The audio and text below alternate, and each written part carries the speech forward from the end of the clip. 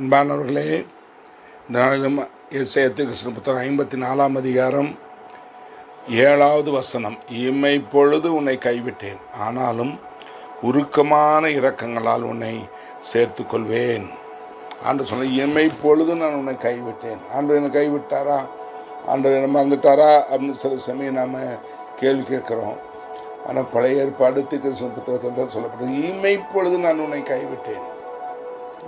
இமைப்பொழுது இயேசு கிறிஸ்து சிலுவையில் தொங்குற அந்த நேரம், எல்லா உலகத்தின் பாவங்கள் அவர் சுமக்கிற நேரம், ஆண்டவர் தன்னுடைய குமாரனாக இயேசுவை கைவிட்டார். இமைப்பொழுது திரும்ப சேர்த்து கொண்டார். அது மாதிரி நம்முடைய வாழ்க்கையில் அநேக முறை நம்ம கைவிடப்படுறது போல தோன்றும். நம்ம கைவிடப்படுவது இல்லை.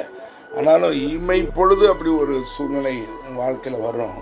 ஆனாலும் என்னிடத்தில் இருக்கிற உருக்கமான இரக்கங்களால் உன்னை திரும்ப நான் சேர்த்து கொள்வேன்.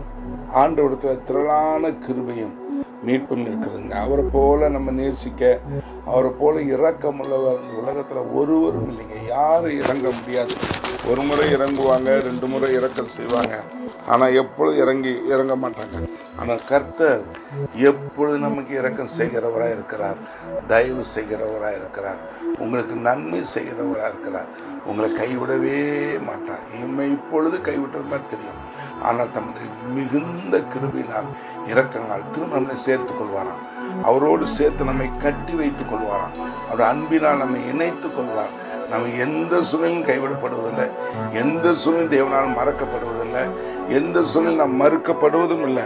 ஆண்டவர் அப்படி நம்மை அவரோடு கூட நம்மை வைத்து நம்மை பாதுகாத்து நேசிக்கிறார்.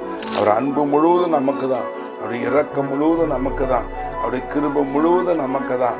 நம்மை தவிர வேறு யாருக்கு அவர் செய்ய போகிறார்? அருமையானவர்களே, உங்களை திரும்பவும் சேர்த்து கொண்டார்.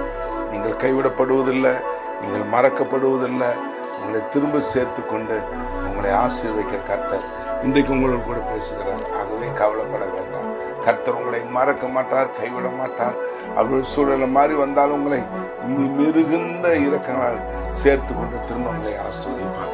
கர்த்தருடைய அன்பு கிருபை எப்பொழுதும் நமக்கு உண்டு. எந்த நிலைமையிலும் எந்த சூழ்நிலையிலும் அவர் நம்மை சேர்த்து கொள்வார், கைவிடவே மாட்டார். God bless you.